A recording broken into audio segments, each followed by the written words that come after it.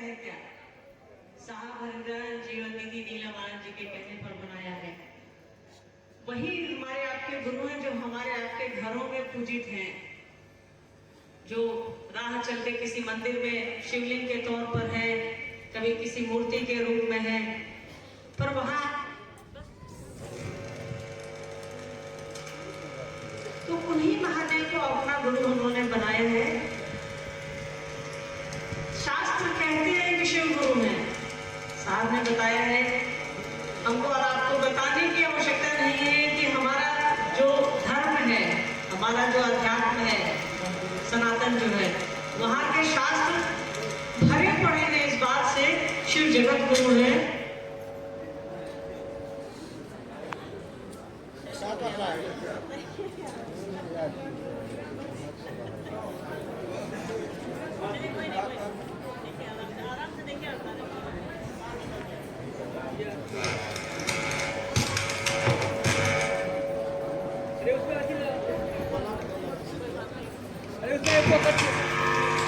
देखिए बिजली की चीज है, करंट वरंट ना लगे।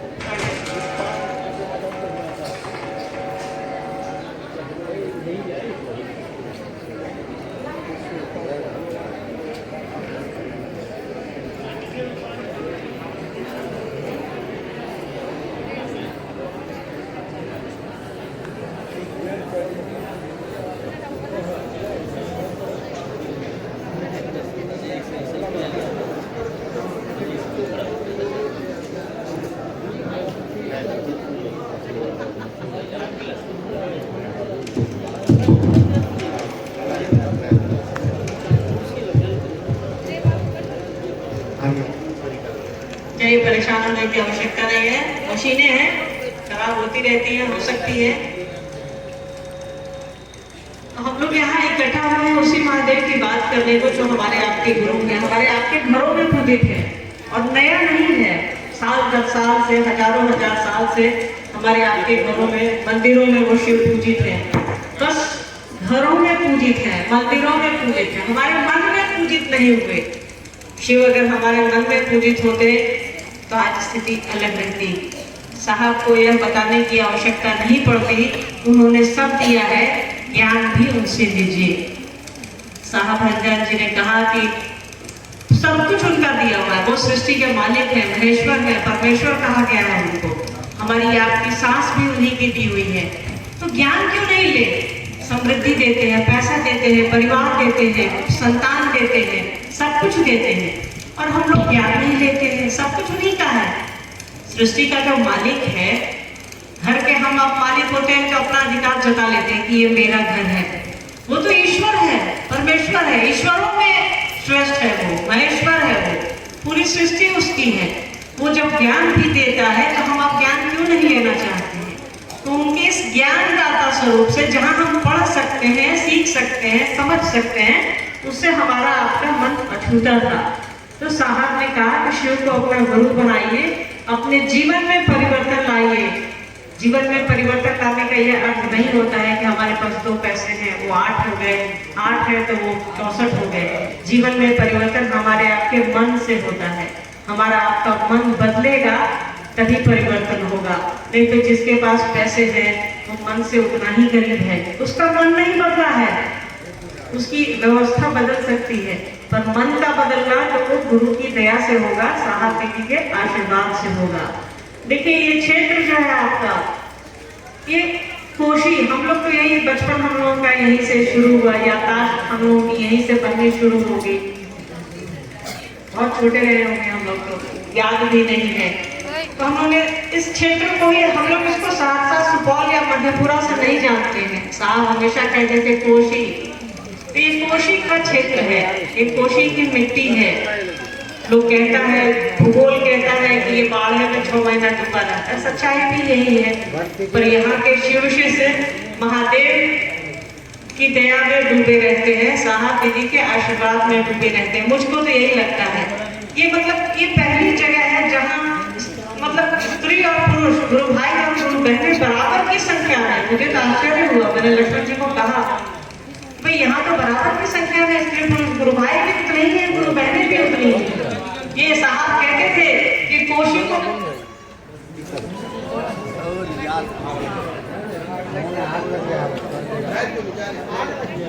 5 साल बाद ठीक हो या 5 साल बाद ठीक हो, ठीक तो सबको होना है।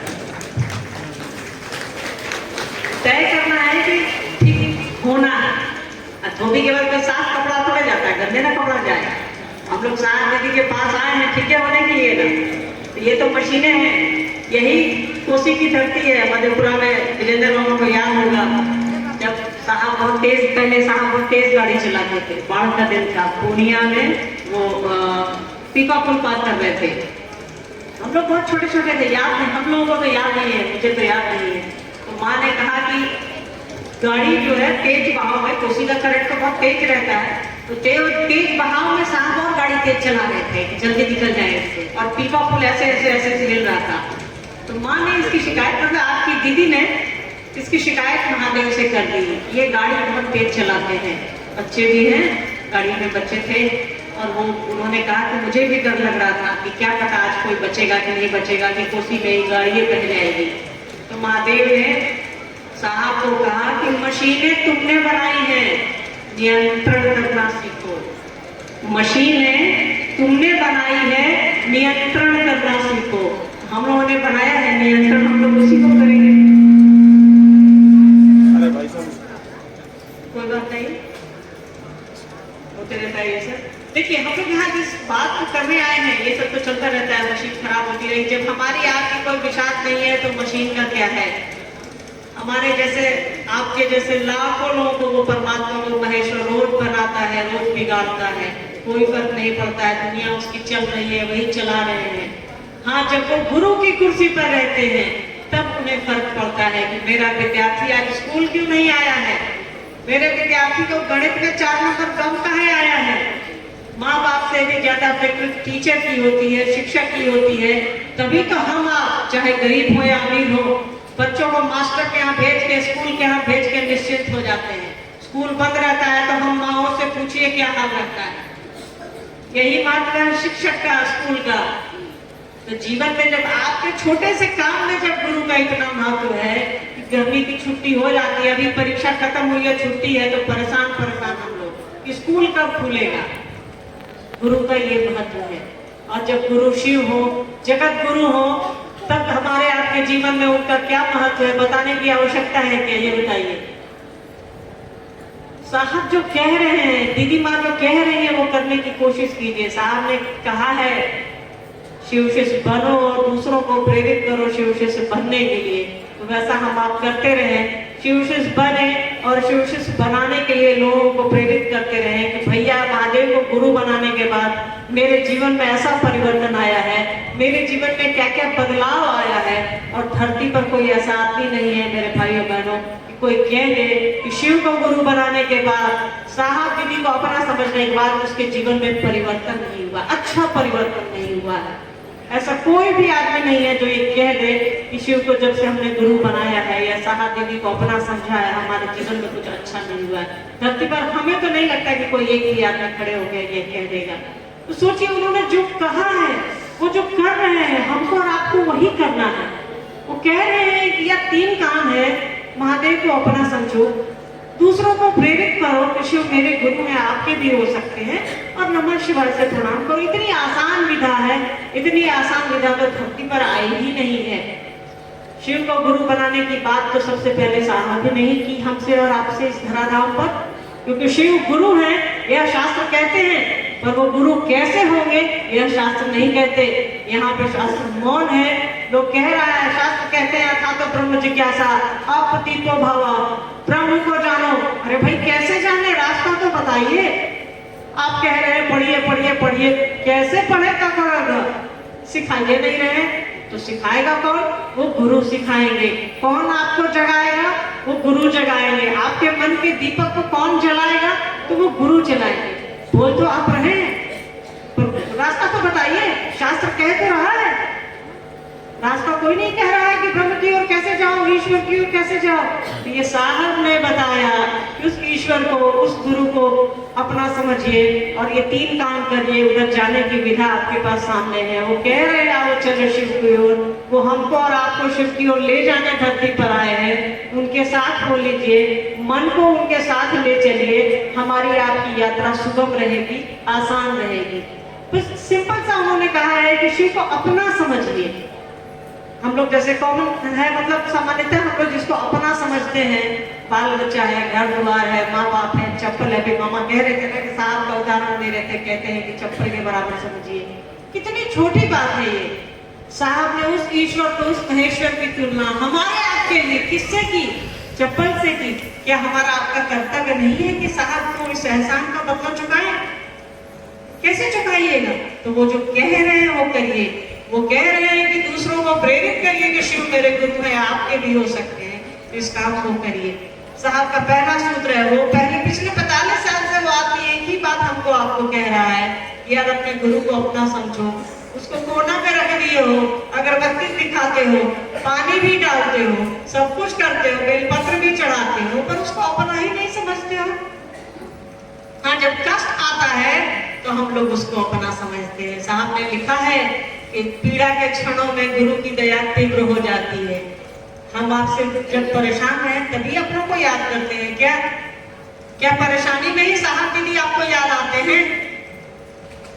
नहीं, साहब दीदी आपके अपने हैं, इसलिए आपको वो 24 पहर याद आते हैं, 8 पहर याद आते हैं, 24 घंटे याद आते हैं।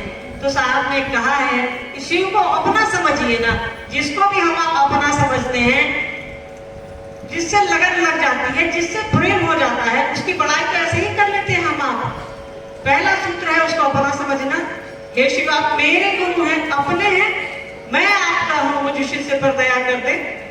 जैसे हम आप उसको अपना समझेंगे, जैसे किसी को अपना समझते हैं, तो उसकी बड़ाई तो अपने आप कर देते हैं। लाख पति पत्नी में झगड़ा हो जाए, कभी हम लोग मायके में बुराई करते हैं क्या पति की जा करके? बच्चे को कम नंबर आ जाता है, हम आप क्या दूसरों को कहते हैं कि मेरे बेटा बेटी को कम नंबर आ गया? नहीं कहते हैं, क्योंकि हमको और आपको उससे प्रेम है। जहां प्रेम होगा आप खाली बड़ाई करते हैं। तो शिव से जैसे ही हमको और आपको प्रेम होगा, जैसे ही पहला सूत्र करेंगे, दूसरा सूत्र तो ऑटोमेटिक हो जाएगा। दूसरा सूत्र क्या है? उसकी प्रशंसा करना ही है। शिव मेरे गुरु हैं, आपके भी हो सकते हैं, वो सब कुछ देते हैं, ज्ञान भी लीजिए, ज्ञानदाता भी है, दक्षिणामूर्ति है, पंचामृत सदाशिव है, वो सब कुछ देते हैं, ज्ञान भी देंगे। और जिसको आप अपना समझिएगा उसको याद भी करिएगा। तो तीसरा सूत्र क्या है? 108 बार प्रणाम करना है, उनको याद ही तो करना है। तो सारा खेला अपनापन का है, सारा खेला शिव से प्रेम का है, तो सारा खेला पहला सूत्र का है। जैसे आप उसको अपना समझते हैं, आप उसकी प्रशंसा भी करते हैं, उसको याद भी कर लेते हैं। तो बस अपना समझिए, शिव मेरे हैं, मैं आपका हूं। जिस दिन ये हो जाएगा, कुछ भी करने की जरूरत नहीं। अभी 27-28 की संगोष्ठी में हम लोग रांची थे, मामा भी वहां थे।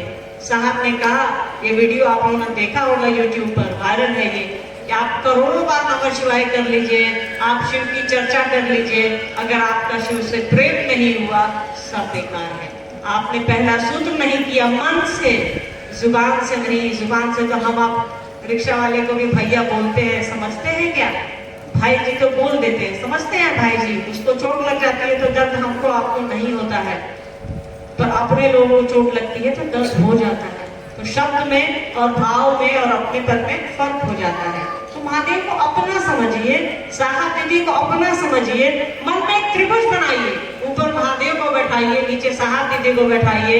हमारी आपकी यात्रा अच्छे से कटिए, मेरा भरोसा है आप इसको करके देख सकते हैं, हमारी आपकी यात्रा अच्छे से कट जाएगी। इसमें कहीं कोई दिक्कत नहीं है। साहब जो कह रहे हैं वो करते रहिए। उन्होंने किताब कहते कहते उन्होंने रच डाला, आओ चले शिव की ओर। उन्होंने किताब लिखी है, उसको पढ़ने और समझने की कोशिश कीजिए। शिव पर उससे अच्छी कोई किताब नहीं है। ये मेरी व्यक्तिगत राय है, ऐसे जिन्होंने पढ़ा होगा उनको भी समझ होगी कि महादेव पर इससे अच्छी किताब नहीं है, उसमें साहब का कॉन्सेप्ट है। तो उस पुस्तक को पढ़िए, जो नहीं समझ में आए आपस में बातचीत करिए, वो जो कहते हैं वो समझने की कोशिश कीजिए। और ये पूरी विधा तो प्रेम की है, साहब ने प्रेम के लिए ही इसे शुरू किया है। प्रेम से ही हम आप ईश्वर महेश्वर को पा सकते हैं, और कोई मार्ग ही नहीं है हमारे आपके पास। गुरु भी आपको ईश्वर के पास भेजते हैं। आप कहीं भी जाइए तो आपको ईश्वर के पास ही जाना है, इस जीव को शिव के पास ही जाना है। इसकी यात्रा स्वतः गुरु करते हैं, और शिव हमारे आपके गुरु हैं। दूसरों को प्रेरित करिए, इस जगत में तो हो, जगत के रह के नहीं रहो। हाय हाय तो लगा ही रहता है, पर जो काम करने आए हो, यहाँ सिर्फ हम लोग खाना खाने नहीं आए हैं और मरने नहीं आए हैं। यहाँ जीव जो है, उस शिव ने जीव को अपने रूप में भेजा है, तो कुछ तो अच्छा काम कर जाए।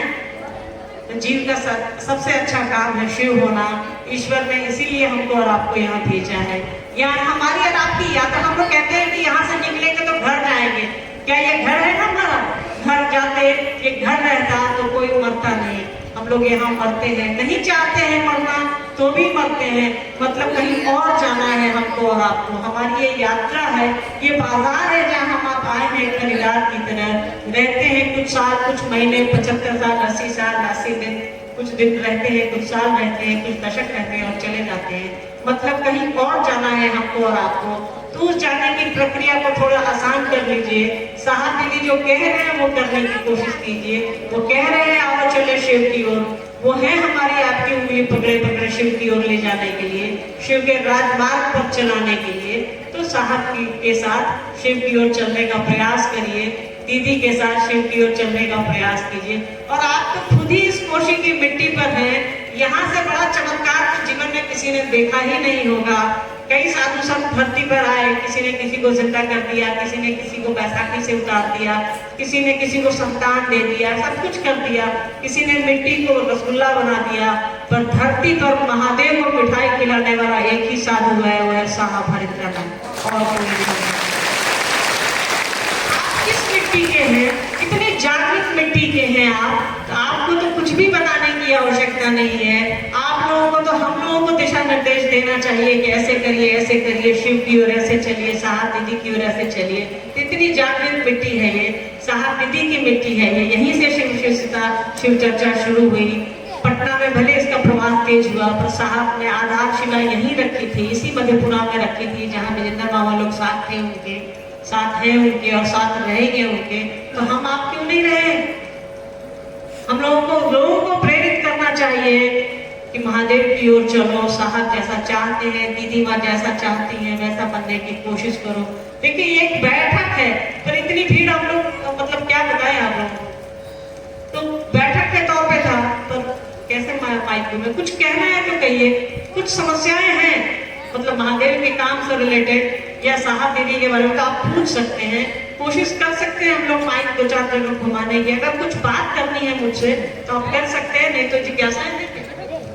अच्छा देखते हैं, रुके, किसी को कुछ कहना है तो बोल सकते हैं जी। कहा जाए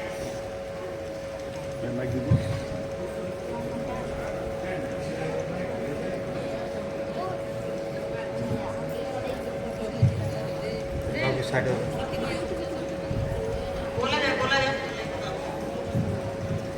दीदी हम उल्लास से हैं।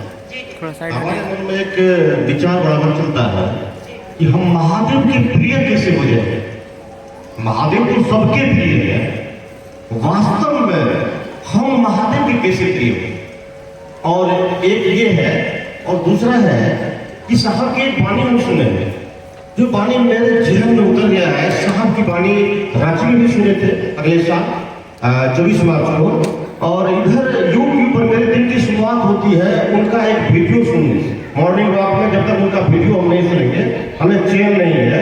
उनके वीडियो सुनने में से बहुत आहत हुआ था मन। उनका कहना था कि मेरा उत्तराधिकारी अभी तक नहीं दिख रहा। उनकी वाणी थी। तो इस करीब एक चीज सुने थे, उनका ये कहना है कि जैसे कि 6 दिन अपना काम, साप्ताहिक है, 6 दिन अपना काम करो, रगड़ के अपना काम करो, 7वां दिन महादेव का 4 घंटा काम करो, टीचर में ही कमल खुलते हैं। ये मेरे जहन में उतर गया और आदेशित कर घंटा महादेव का काम है, अपना काम करते हुए मैं चाहता हूं वो हमसे हो, और जिसको जिसको मैं प्रेरित करता हूं, महादेव की दया हो, श्याम दीदी की दया हो कि अपना काम जैसे प्यारा है ये काम को अपना समझे, ये मेरे मन में। आपके पहले सवाल का उत्तर आपने ही दे दिया। आपकी इतनी अच्छी चाहत है कि लोग शिव के शिष्य बने, महादेव की ओर चले, तो महादेव का प्रिय होने का तो यही सबसे बड़ा काम कर रहे हैं आप। ठीक है, आपने ही उत्तर दिया, बहुत अच्छा है कि महादेव का मैं कैसे प्रिय हूँ।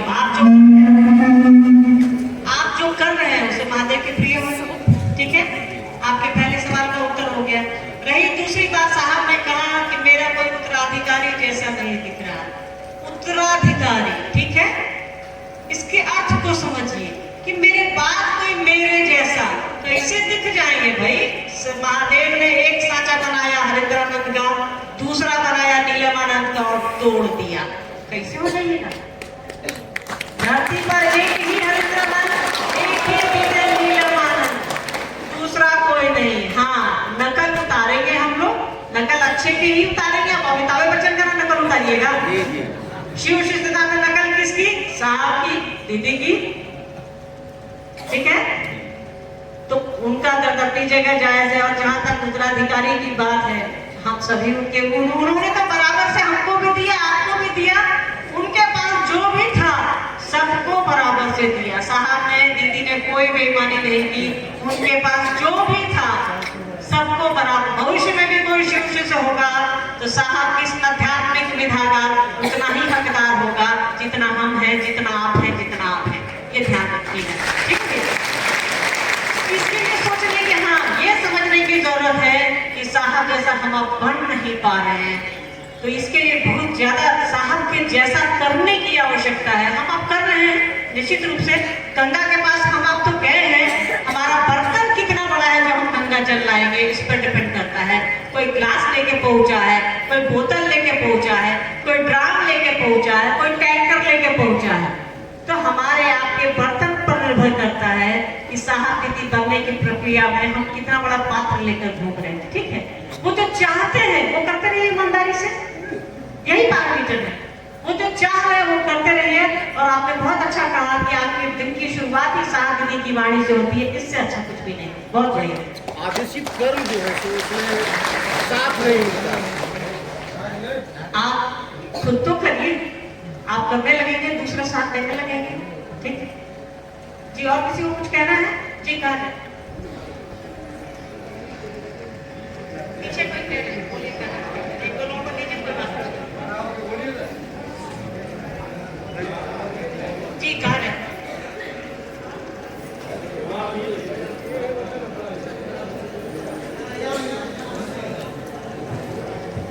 प्रणाम जी, प्रणाम। कहा है हम किशनपुर से आए जी, कुछ बात व्यक्त करने चाह रहे हैं कि मुख्यालय से जैसे कि आदेश है साप्ताहिक हो या दैनिक शिव गुरु की चर्चा हो, उसमें नाम, ढोल, बाजा, स्पीकर नहीं लगना चाहिए। जी, एक जगह कह रहे हैं, एक तरफ बता रहे हैं कि नहीं लगने चाहिए, लेकिन कुछ लोग गुरु भाई बहन जो है बताते बताते हम लोग हैरान हो गए हैं। वे दिन हो या रात, 9 बजे रात तक मैंने चलने वाला सजग गुरु भाई बहन के द्वारा ये रातों रात लगा करके कार्यक्रम में गुरु की चर्चा कर रहे हैं। उन लोगों को बताया जा रहा है, भाई आप ऐसा क्यों करते हैं? तो बोलते हैं मुखियालय से फोन करके, दीदी भैया लोग बोल रहे हैं नहीं करना है, करना चालू हो गया है। तो मैं आपसे यही चाहूंगा दीदी, इस पर सही कह रहे हैं कि गलत कर रहे हैं? नतीजा क्या है? कुछ गुरु भाई लोग हम ही लोगों को छोड़ छोड़ के अलग हो गया है, हम लोग अकेले पर समझ गई। लोगों की अब चर्चा छोड़ दिया है भगवान जी, समझ गई। उत्तर दे दीजिए, समझाने तो दीजिए। देखिए, पहली बात तो जो देश का कानून है, जो राज्य का कानून है, जो देश का कानून है, उसका पालन होना चाहिए। पहले साहब ने कभी भी देश के कानून का उल्लंघन नहीं किया। हमारा आपका कर्तव्य, हमने कहा ना कि नकल किसकी करेंगे, साहब दीदी जैसा बनने की कोशिश करेंगे तो देश का कानून नहीं तोड़ेंगे। जो नियम कानून है, जो दिशा निर्देश है प्रशासन का, शासन का, उसका पालन होना चाहिए। रही बात कि कौन गलत कर रहा है कौन सही कर रहा है, ये देखने वाले ना हम हैं ना आप हैं।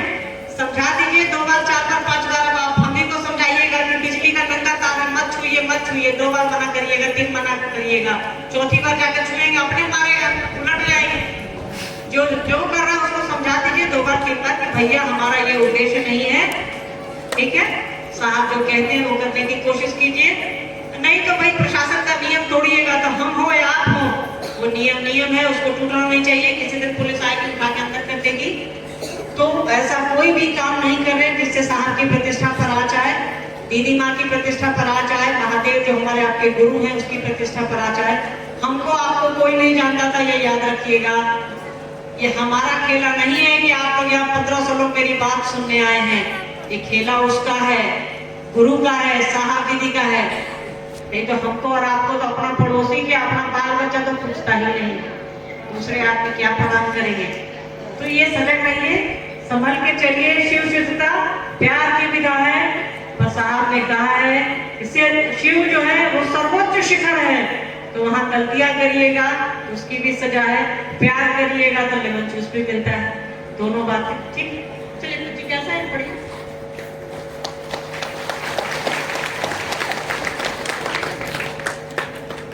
महिलाओं को कुछ कहना है, कुछ कहना है महिलाओं को बताइए। भाई साहब ने तो आपके लिए हमारे लिए अपनी पुस्तक में लिख दिया, अलग से लाइन दे दी है। तो कहिए आप तो मतलब पहिया के एक पहिया है बैलगाड़ी के, छोड़ करके कैसे पढ़ा जा सकता है? हमको आपको कोई छोड़ सकता है क्या? बताइए।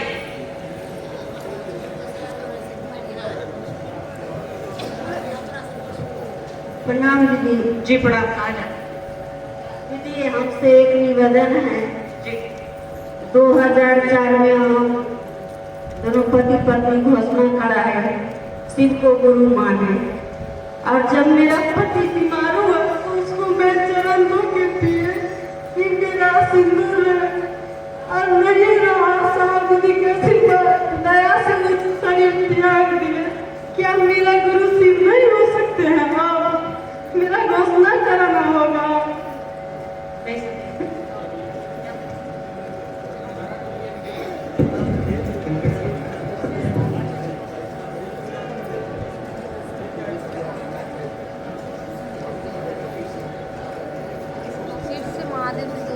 क्यों नहीं हो सकते हैं आप शिव गुरु?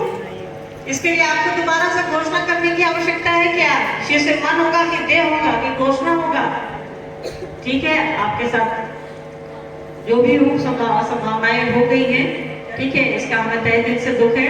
पर जो आया है वो तो जाएगा। साहब भी शरीर में आए हैं, चले गए, हम आप भी जाएंगे। सबका कारण अलग है। परमात्मा ने, महेश्वर ने निर्धारित, महाकाल ने निर्धारित किया है। और शिव का शिष्य होने के लिए न किसी के जीने की आवश्यकता है, न किसी के मरने की आवश्यकता है, बस हमारे आपके मन की आवश्यकता है। आप कभी भी शिव शिष्य हो सकती हैं। बस उस दिशा में चलिए, आपको कुछ भी कराने की जरूरत नहीं। आपका मन है तो घोषणा करा लीजिए, नहीं मन है मत कराइए, ये आपकी इच्छा है, ठीक है।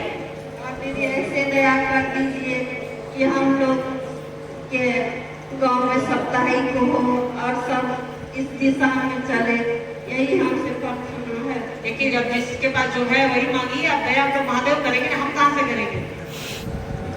साथ दीदी और महादेव से इसके लिए आप दया मांगिए, आशीर्वाद मांगिए। हम आपके साथ हैं, आपके साथ चल रहे हैं, ना आपके आगे चल रहे हैं ना आपके पीछे चल रहे हैं, आपके साथ चल रहे हैं।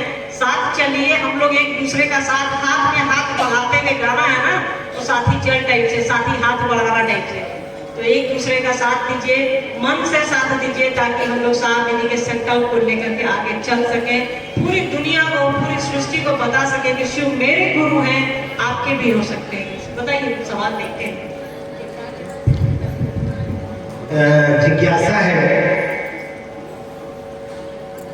शिव रूपी ज्ञान से संजात एक सामान्य भावाचरण भी जगत के लिए अनुकरणीय प्रमाणित होता है। यह शिव रूपी ज्ञान क्या है?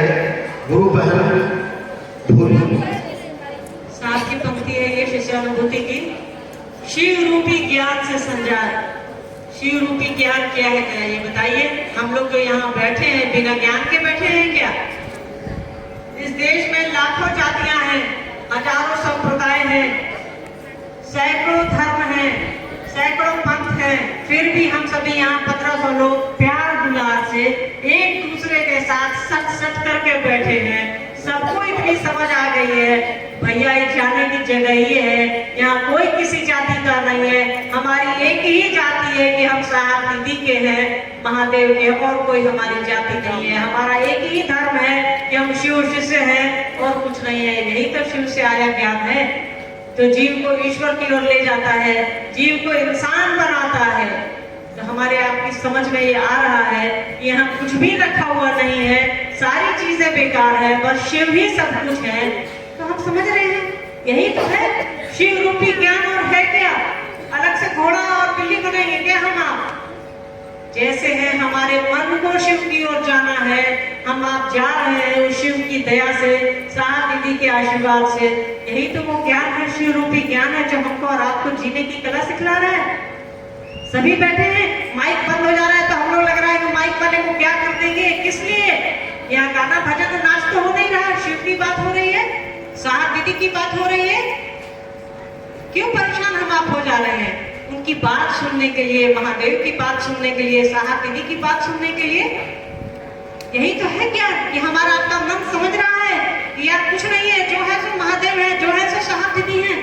ठीक है, समझ में आया? जिनका भी ये सवाल होगा उम्मीद है समझ गए होंगे। एक भाई ने पूछा है, जो व्यक्ति कृतज्ञ है वह आध्यात्मिक नहीं हो सकता, शिव का शिष्य तो कदापि नहीं, तो कृतज्ञता, अध्यात्म और शिव की शिष्यता में क्या है? बहुत बड़ा सवाल है। पहले तो समझना होगा कि शिव की शिष्यता और अध्यात्म, शिव की शिष्यता में ही अध्यात्म शुरू होता है और खत्म होता है। कुछ अलग नहीं है, सुखरात का पंख नहीं लगा है। शिव के शिष्य, शिव जहाँ से शुरू होते हैं वहीं से सृष्टि शुरू होती है, शिव की इच्छा से सृष्टि शुरू होती है, और इसी सृष्टि में ना सब कुछ है। शिव जिस दिन चाहेंगे सृष्टि को बैक कर लेंगे, सब कुछ बैक हो जाएगा, उन्हीं की इच्छा का परिणाम सब कुछ है। कृतज्ञता को समझने के लिए ऐसे समझा जा सकता है, हमको और आपको बहुत प्यास लगी है, गर्मी का दिन, अभी आज तो मौसम बहुत अच्छा हो गया, पटना में रहता है ये कार्यक्रम, कभी हम लोग बात करते नजर आते हैं। ठीक है, कृतज्ञता का अर्थ होता है कि जब हमारी आपकी प्यास किसी ने बुझा दी, उसके प्रति हमारा आपका मन जो है थोड़ा झुक जाए, भैया तो हमारा गर्मी में पानी पिला देना, ये कृतज्ञता है। और आप समझिए कि जो हमको और आपको शिव की ओर ले जा रहा है, उस जगत गुरु की ओर ले जा रहा है, उसके प्रति हमारा आपका मन नहीं झुकेगा। जब एक दूसरे के प्रति नहीं झुकेगा तो साहब दीदी के प्रति क्या झुकेगा, और वो उस महादेव के प्रति क्या झुकेगा? तो जगत गुरु हमारा और आपका गुरु हो रहा है, हम उसके चेला हो रहे हैं, कितनी बड़ी बात है ये। और हमारा और आपका मन नहीं झुका कि सरकार आप मेरे गुरु ने मुझ पर दया कीजिए, लानत है हम पर और आप पर। आपसे आप नहीं समझिएगा, मतलब समझाने के क्रम में हमने कहा है। ठीक, तो साहब कहते हैं कि कृतज्ञता ही अध्यात्म की पूंजी है। जब हमारा आपका मन कृतज्ञ होगा तभी शिव की दया हम पर और आप पर उतरेगी। कृतज्ञ होना मतलब मन को छोटा करना, अपने आप को छोटा समझना कि सरकार जो है सो आप है, बाकी हम तो ऐसे ही है। जैसे हम आप चींटी को मार देते हैं ना, उस परमात्मा के लिए तो हम आप ऐसे ही हैं कि चुटकी बजी किसी की सांस रुक गई, चुटकी बजी किसी की सांस चल दी। तो अपने मन को ऐसा समझाइए कि वो समझे कि हम तो एक निमित्त मात्र है, जो है वो परमात्मा है, जो है वो गुरु है, उनकी दया मात्र से ये जीवन चल रहा है, ये जीवन चक्र चल रहा है। और हम धरती पर आए हैं सांस ले रहे हैं, तो हम आप कुत्ता बिलाई भी तो बन सकते थे, इंसान क्यों बने हैं? और इंसान बने उस पर हमको और आपको साहब दीदी मिल गए, इससे बड़ा और क्या होगा जिसने हमारी आपकी यात्रा को आसान कर दिया है। शास्त्र कहते हैं कि 84 लाख योनियां हैं, हम आप तो भटकते रह जाएंगे। और जीव जो है ईश्वर तभी होगा जब आप मनुष्य में रहिएगा, मनुष्य की योनि में रहिएगा। ये साहब की बात है। हम लोग जो भी करते हैं साहब की बात करते हैं, दीदी की बात का अपना तो कुछ नहीं है। रेडियो में जितना ट्रांसमीटर ऊपर से आ रहा है उतना बज रहा है, आना बंद हो जाएगा, बोलना बंद हो जाएगा। तो उनके प्रति कृतज्ञ रहिए, कृतज्ञता ही आपको अध्यात्म में ले जाएगी। साहब ने लिखा अपनी पुस्तक में, अपने आप को सबसे छोटा समझो, अपने मन को सबसे छोटा समझाइए कि जो है सो महादेव है, साहब दीदी है, बाकी कहीं कुछ नहीं है, सब कुछ यहाँ छूट जाएगा, हम हाय हाय करते रह जाएंगे, कुछ भी हमारे आपके साथ नहीं जाता। अभी तुरंत साहब ने शरीर छोड़ा है, क्या साहब कुछ ले गए हैं या हमारे आपके लिए ही छोड़ गए? साहब जैसा व्यक्तित्व जो धरती का महादेव है निस्संदेह रूप से, वो जब अपने साथ कुछ नहीं ले गए, सब कुछ अपना देकर गए, चाहे अध्यात्म हो या लौकिकता हो, तो दूसरे को तो छोड़ ही दीजिए। इसलिए अपने आप को कृतज्ञ बनाइए, अपने मन को छोटा समझाइए कि तुम छोटे हो, महादेव की दया ही सब कुछ है और कुछ भी नहीं है धरती पर। एक भाई ने कहा है, गुरु आदेशित कर्म करने के दौरान गुरु भाई के साथ नहीं थे। मन अपना काम प्यारा, महादेव काम नहीं करते, खासकर आदेशित कर्म करने में अकेले पड़ जाते हैं। कृपया स्पष्ट करें। इतना बड़ा बड़ा सवाल है तो बाप रे। गुरु आदेशित कर्म करने में कोई सहयोग नहीं देता। मुझे नहीं लगता है कि यहाँ हम आप बैठे हैं बिना किसी सहयोग के, मुझे नहीं लगता तो नहीं लगता।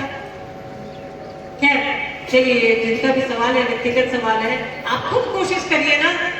साहब एक हुए, एक से उन्होंने दीदी को समझाया, दीदी ने और साहब ने मिल करके हमको और आपको 5 करोड़ लोगों को समझाया है। जब आप अकेले अपना जीवन यापन कर सकते हैं, एक छोटा सा काम, जीवन यापन जैसा छोटा सा काम हम आप अकेले कर सकते हैं, तो शिव की बात दूसरों से नहीं कर सकते हैं, ये तो मानने योग्य नहीं है। आपको हम नहीं करने देंगे, आप उनसे करिए, ये नहीं करने देंगे, आप उनसे करिए, आप उनसे करिए, ऐसा थोड़े है। इतनी आबादी है इस देश की, आपको गुरु आदेशित कर्म करने से कोई रोक ही नहीं सकता है। और गुरु आदेशित कर्म जो है वो हमारा आपका है कि गुरु को अपना समझिए और दूसरों को प्रेरित करिए। तो आप निस्वार्थ भाव से ये कोशिश कीजिए कि दूसरों को प्रेरित करें, किसी को भी समझाइए। हम नहीं समझ रहे कि दुनिया खत्म हो गई क्या, ये कोशी का क्षेत्र खत्म हो गया क्या? ऐसा नहीं है। आप प्रयास तो करिए, दिल से प्रयास करिए, बिल्कुल होगा। शिव गुरु कार्य किस भाव से किया जाए? जीव भाव में, शिव भाव में। दूसरी केंद्र एक जिज्ञासा और है इन्हीं के साथ कि शिष्य भाव क्या है, यह भी समझना। जीव भाव में, शिव भाव में, भाई किस भाव में आपको करना है आप करिए। तो ये काम महादेव का काम है, ये वो करा लेंगे। आपके हर भाव को अपनी ओर टर्न कर लेंगे, पर आप करिए तो तबियत से, ठीक है। दूसरा सवाल क्या है ये बताइए। शिव भाव क्या है? हम आज जब अपने गुरु को अपना समझते हैं, साहब दीदी को अपना समझते हैं, वही तो भाव, सारा खेला तो भाव का है ना। आप यहाँ किस लिए आके बैठे हैं सुबह से? ये आपको पैसे तो नहीं मिल रहे, भोजन तो नहीं मिल रहा, परेशानी में ही बैठे हैं सत्संग में इतने लोग। आपके भीतर भाव है उस गुरु के लिए, साहब दीदी के लिए। यही तो शिष्य भाव हमारा आपका है कि अपने गुरु की बात सुनने के लिए हम 50, मैं समझ रही थी विजेंद्र मामा से, उन्होंने कहा कि निर्मली यहाँ से 50 किलोमीटर दूर है, बांध के भीतर है। आप वहां से भी कुछ लोग आए हैं, संभवतः कुछ लोग नेपाल से भी आए हैं, तो ऐसे ही आके आपके घर में क्या जगह नहीं थी? आपके घर में खाना नहीं था? सब कुछ था, और उससे ज्यादा आपका भाव था, आपके भीतर वो शिष्य भाव था, वो गुरु भाव था कि मेरे गुरु की बात करने के लिए लोग आए हैं, हमको जाना है। यही तो शिष्य भाव है और कुछ भी नहीं है। अपने जीवन से, साहब दीदी के जीवन से चीजों को समझने की कोशिश करिए, हम आप समझ जाएंगे।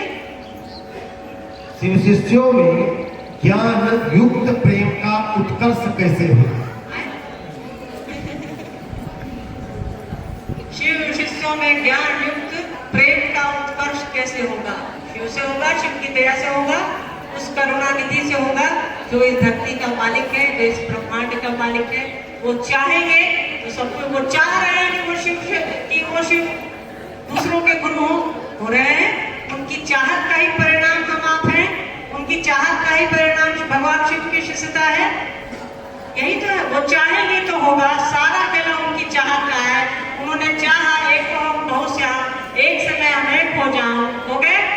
उन्होंने चाहा, साहब ने लिखा है, साहब की बातें आप लोगों को मालूम है कि शिव ने चाहा, साहब ने चरमूटी में लिखा है कि उनको गुरु विश्व की जिम्मेदारी उनको उठानी है। कोई भी आदमी जब अपना गुरु भाव या शिष्य भाव उनको अर्पित करेगा तो उनको अपने शिष्य की जिम्मेदारी लेनी ही लेनी है।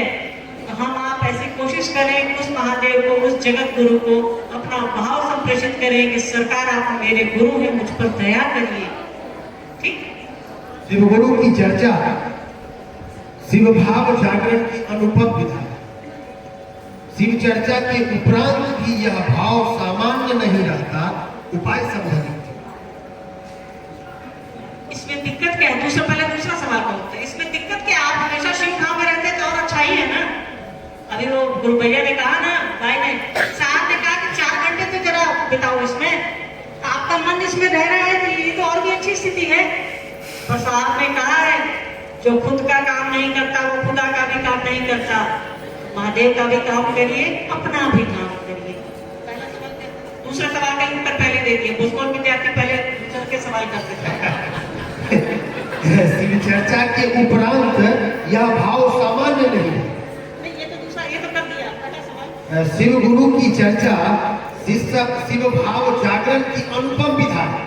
निश्चित रूप से हमको और आपको कोई गाना कितना जल्दी याद आ जाता है, दिन भर गुनगुनाते रहते हैं, कहते हैं ना। तो जिस चीज का जितना रेपुटेशन होगा, जितनी बार बार आप उसकी आवृत्ति, मन जिसकी बार बार आवृत्ति लेगा, वो बात आपके दिमाग में गहरे तक बैठती है। तो यही है कि शिव गुरु चर्चा शिव शिष्यता के जागरण की अनुपम विधा है।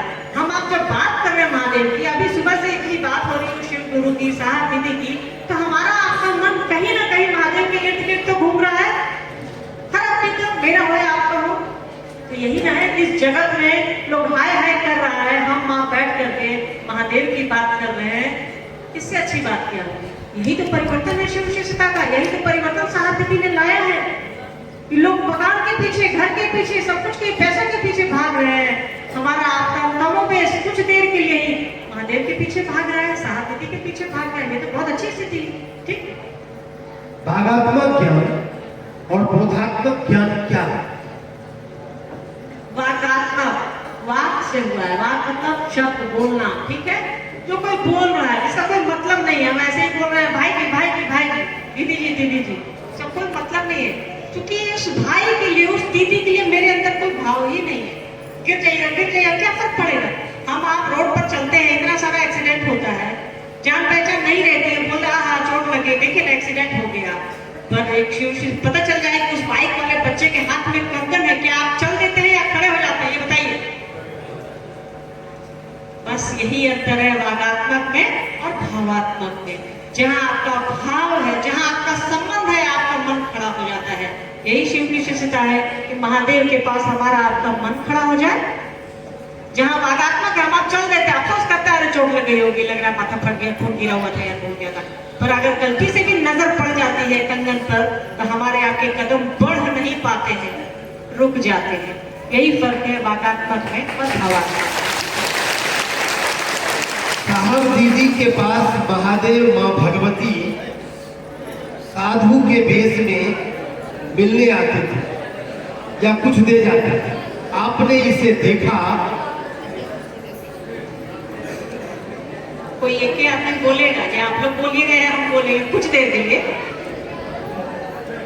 देखिए सवाल ये है कि साहब के पास महादेव भगवती आते थे, ये भी सच है, इसको काट नहीं सकते, जिसको कहते हैं सूरज पूरब से उगता है, ये सच है। वैसे यह भी सच है, इसके साक्षी तो हम भी हैं, कुछ मामलों में विजेंद्र मामा भी हैं, निश्चित रूप। और हम लोग बहुत छोटे हुआ करते हैं, ये पाटन की बातें हैं जहाँ शक्तियाँ ज्यादा आती थी पाटन में। तो वहाँ हम लोग एक बार, आप लोगों ने पढ़ा होगा अनमेल आखन में साथ की चर्चाओं में, कि बचपन में एक बार ऐसे ही मैं और गोनू बाबू जो है डर गए थे, वो झूला में और डट्टा में सांप करके हम लोग रोने लगे थे। तो हम लोग कुछ दिनों के लिए, मतलब वहाँ से पाटन से मनातू ले जाएगा कि बच्चे हैं, मन बहल जाएगा। तो वो बचपन में हम लोगों को 1-2 बार ऐसा हुआ है। ठीक है, मधेपुरा में कई बार एहसास जरूर हुआ है। और दूसरी बात क्या कहें, महादेव भगवती को तो हमने माँ बाप के रूप में ही देखा है, दूसरे को क्या कहें। शिव शिष्यता में ताली बजाने का उद्देश्य क्या है? कुछ नहीं, साहब कुछ आते थे, साहब बोलते थे कि जिस दिन धरती पर सारे लोग शिव के शिष्य हो जाएंगे, मैं ताली बजाऊंगा। साहब की बात याद रखिए, फिर ताली बजा दिए। क्या चलिए, ताली बजाना भी एक तरह का स्नेह है। हाँ, नेताजी के भाषण पर ताली बजाना स्नेह नहीं रहता है। कई बार ताली बजाने का दूसरा भी अर्थ होता है कि जल्दी उतरिए। अब आपका क्या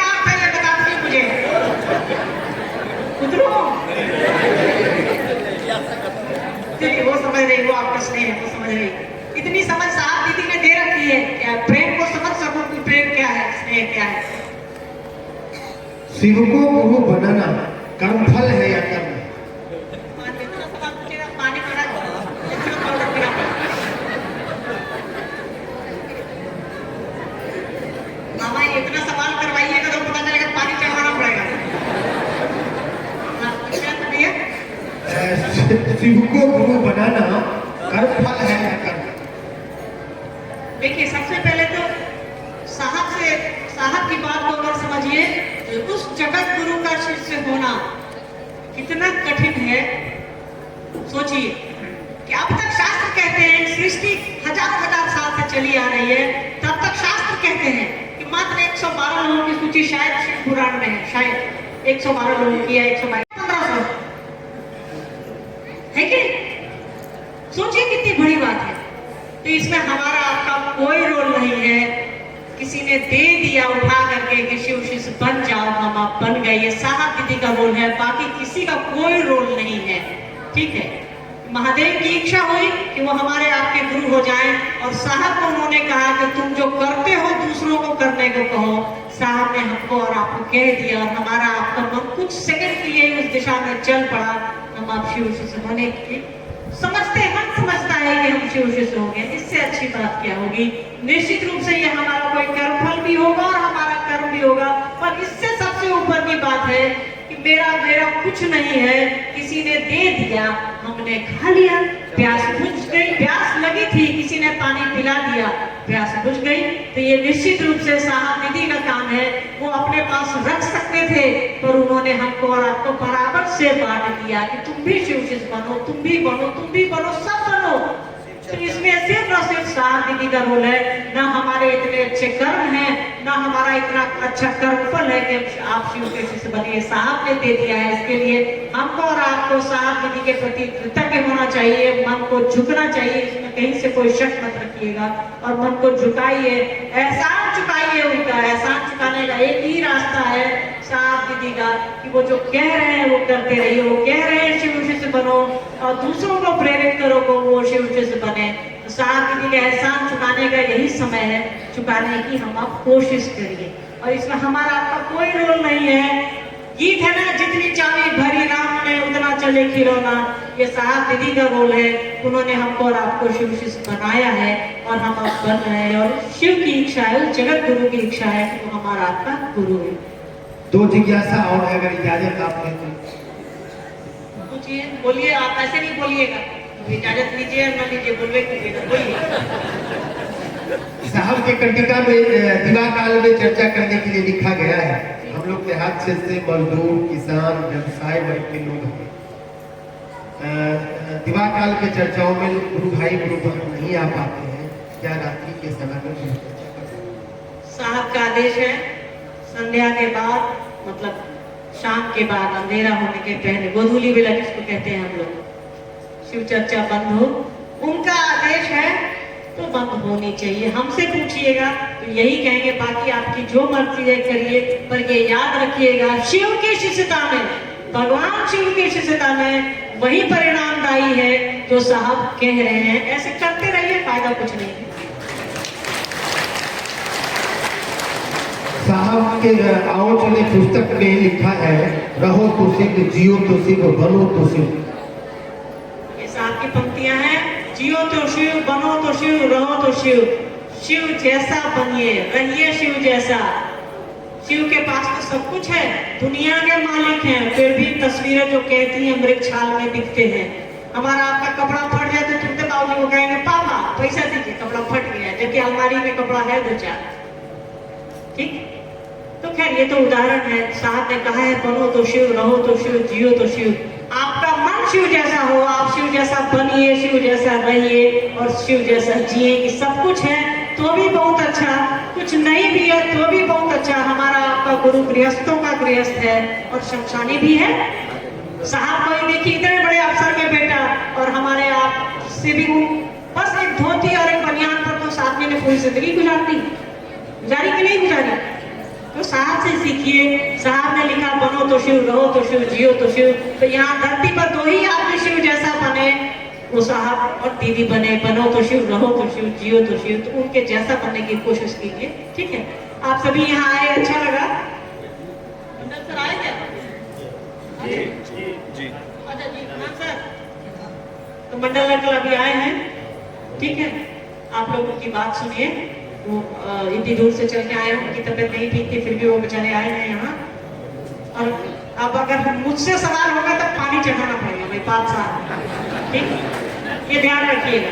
आप लोगों को तो अच्छा लगेगा नहीं क्या कि बहन बेटी या लुढ़क जाए, ठीक? बोलिए, चलती ट्रेन सबकी छूटती है, बोलिए।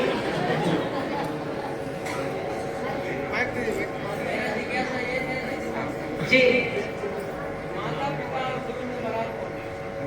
माता पिता और गुरु में बड़ा कौन है?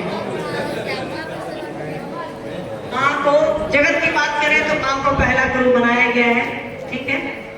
और गुरु ही बताते हैं कि कौन आपके लिए श्रेष्ठ है, कौन आपके लिए अच्छा है। निश्चित रूप से दोनों की तुलना, दोनों अतुलनीय है, पर गुरु का स्थान माता पिता से भी ऊपर रखा गया है, गुरु का स्थान ईश्वर से भी ऊपर रखा गया है, ठीक है। तो गुरु ही सर्वश्रेष्ठ है, गुरु ही हमको और आपको जीने की कला सिखलाते हैं। तो गुरु का स्थान तो किसी से नीचे नहीं हो सकता, वो ऊपर है। इसलिए शिव गुरु में हमारे आपके कि परमात्मा की ओर जाने का रास्ता भी वही हमको और आपको बताएंगे। मंडल सर की बात सुनिए, आप लोगों के बीच आकर अच्छा लगा, फिर आऊंगी। अब कब आऊंगी ये तो नहीं कह सकती, पर फिर आऊंगी। साहा दीदी के बने रहिए, महादेव की ओर चलिए, साहा दीदी की उंगली पकड़े पकड़े शिव की ओर चलिए, उस परमात्मा की ओर चलिए जो हमारा आपका गुरु है। आप सभी को मेरा प्रणाम।